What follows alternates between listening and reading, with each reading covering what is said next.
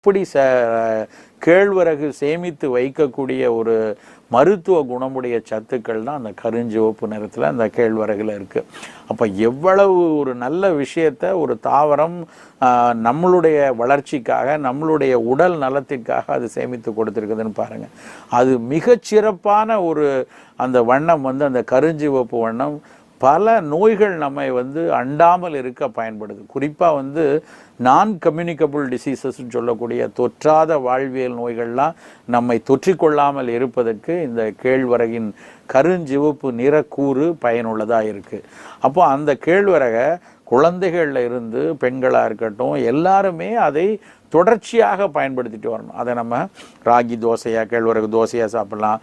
குழந்தைகளுக்கு சின்ன சின்ன மாவு உருண்டையாக கேழ்வரகு ராகி உருண்டைம்பாங்க, அந்த ராகியை கருப்பட்டியோடு சேர்ந்து உருட்டி ஒரு சிற்றுண்டி பண்டமாக கேழ்வரகு ராகி உருண்டை